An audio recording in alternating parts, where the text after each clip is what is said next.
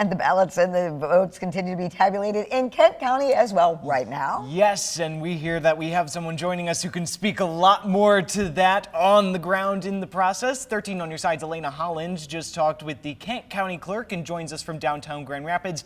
Elena, what can you tell us? Hey guys, so yeah, we're here at the county admin building where they are tabulating those votes. We've been seeing some of these local township and city clerks coming in and dropping those off here. Don't listen to me talk about it. Let's talk to Lisa Posthumous-Lyon. She's the Kent County Clerk. So what's happening right now? Well, we are just in the middle of receiving all of our results. As you mentioned, we've got our clerks coming in. They're delivering our early voting results and our in-precinct results. We're just steadily being able to report these. We do have on our website 70 out of 74 precincts for the Grand Rapids City results. That's not including early voting, and it's not including what results will be coming from the DeVos Place Voting Center. So things are moving. We've got a lot more to go, but again, it's nice to have these results coming in so the public can see exactly where we're at, and we're just going to keep going and make sure that our reporting, as we get the results, you'll get the results. Yeah, we were talking just a little bit ago about how, in 2020, you guys were still going until about 7 a.m. What do you expect this year, and how is it a little bit different? I expect a lot earlier than 7 a.m. I don't want to give a time. I have one in mind, but I'm still not quite there. I'm optimistic. I think we'll be several hours before 2020's results came in.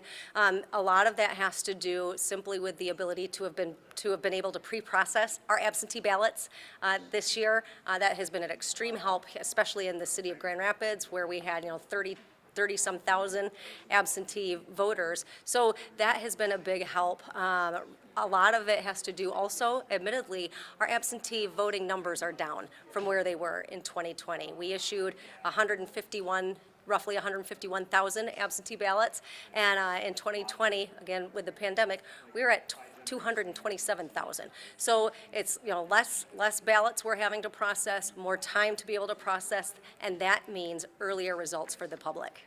Let's talk about security for a moment here. I know you mentioned there's a secure network, something separate to keep these tabulations, keep these results secure. Can you talk a little more about that? Yeah. So when the clerks bring in their results from the precincts and the early voting sites, those are on what we call media cards, and that's got the election results on them from each of the precincts. We will upload those results onto our separate and secure election management system. Then we go to a separate, our public network and download those results onto our public website. That's how that works. And what we'll do is those results that we put on our management system, the clerks, as you mentioned, are bringing in not just the media cards, but all of the paper material, which includes the results tapes for each of the precincts. So they're going to review, the Board of Canvassers, the results tapes with those precinct results that we're reporting in our management system to make sure that they match. This is how we assure that the election was accurate.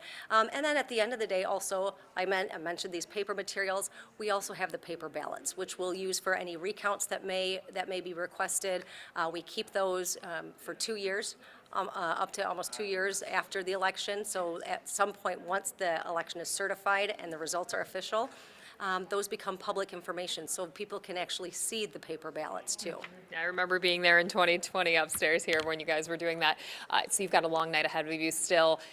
What's happening now between now and hopefully not quite 7 a.m.? Again, we're just going to be in constant communication with our local clerks who still have to report. They are putting a lot of paperwork together from all of their precincts, so we know that takes time.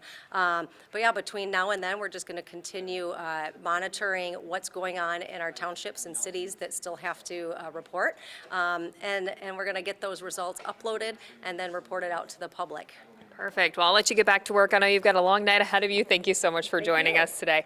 Well, we'll check back in a little bit too, and keep updated. We've got results on our website. You can keep watching us. You can watch Kent, Access Kent. There's lots of information on there. So, but for now, live in Grand Rapids, Elena Holland, 13 on your side. A very detailed explanation there from the Kent County Clerk on the process of tabulating the votes and how much easier that process is this year because of the absentee ballots and the early in-person Yeah, voting. so we might be expecting those, just as she said a little bit earlier. Hopefully, potentially, Yeah. we might be in for a little bit earlier of a result there. But